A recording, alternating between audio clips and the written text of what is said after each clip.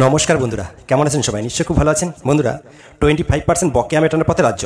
অর্থ দপ্তরের তৎপরতা, নবান্নের চিঠিগিরে তুঙ্গে জল্পনা। রাজ্য সরকারি কর্মীদের মহার্ঘ ভাতা অর্থাৎ ডিএ নিয়ে আরও এক ধাপ এগোলো রাজ্য সরকার। অর্থ দপ্তর থেকে রাজ্যের সমস্ত দপ্তরের কাছে চিঠি পাঠিয়ে ডিএ প্রাপকদের সঠিক সংখ্যা জানতে চাওয়া হয়েছে।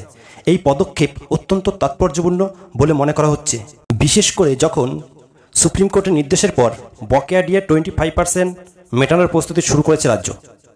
অর্থ দপ্তরের তরফে প্রতিটি দপ্তরের কাছে বর্তমান কর্মরত ডিএ প্রাপক এবং অবসরপ্রাপ্ত কর্মীদের মধ্যে কারা ডিএ পান সেই সংখ্যা পৃথকভাবে বিশদভাবে জানতে বলা হয়েছে। এই তথ্যের ভিত্তিতেই বকেয়া ডিএ মেটানোর চূড়ান্ত রূপরেখা তৈরি হবে বলে মনে করা হচ্ছে। সরকারি সূত্রে খবর, বিভিন্ন দপ্তর মিলিয়ে রাজ্যে প্রায় 2.5 লক্ষেরও বেশি কর্মচারী রয়েছেন। এছাড়াও প্রায় 3,80,000 স্কুল শিক্ষক এবং পঞ্চায়েত, পুরসভা, পুর নিগম ও সরকারি সাহায্যপ্রাপ্ত স্বশাসিত সংস্থাগুলিতে আরও প্রায় 1 লক্ষ কর্মী কর্মরত। সব মিলিয়ে প্রায় 8 লক্ষ কর্মী এই বকেয়া ডিএর আওতায় আসতে পারেন। অবসরপ্রাপ্ত সরকারি কর্মীদের যুক্ত করলে এই সংখ্যা 10 লক্ষ ছুঁতে পারে। তবে 2019 সালের পরে চাকরিতে যোগ দেওয়া কর্মীরা এই 25% বকেয়া ডিএ পাবেন না। 2009 সাল বা তার আগে থেকে কর্মরত যে সমস্ত কর্মীরা আছেন তারা এই 10 বছরের বকেয়ার সুবিধা পাবেন। পরবর্তীকালে নিযুক্ত কর্মীরাও তাদের নিজ নিজ সময়কালের ভিত্তিতে ডিএ পাবেন। আদালতের নির্দেশে চাকরিরত শিক্ষকরা এই ডিএ পাবেন না। রাজ্য সরকারের এই পদক্ষেপে কর্মীদের মধ্যে আশার সঞ্চার হয়েছে। বিভিন্ন কর্মচারী সংগঠনগুলিও দ্রুত এই বকেয়া মিটিয়ে দেওয়ার দাবি জানিয়েছে।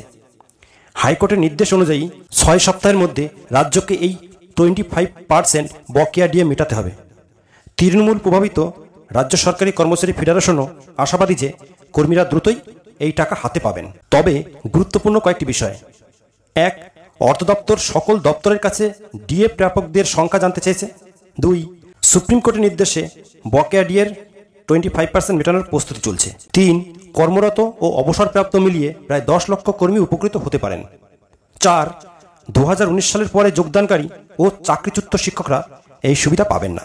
এই তথ্য সংগ্রহের প্রক্রিয়া শেষ হলে রাজ্য সরকার ডিএ প্রদান সংক্রান্ত পরবর্তী যে পদক্ষেপ সেটা ঘোষণা করতে পারে বলে আশা করা হচ্ছে। রাজ্য সরকারি কর্মী এবং অবসরপ্রাপ্তদের জন্য এটি নিঃসন্দেহে একটি গুরুত্বপূর্ণ বিষয়। বন্ধুরা, ভালো থাকবেন সবাই। ধন্যবাদ সবাইকে।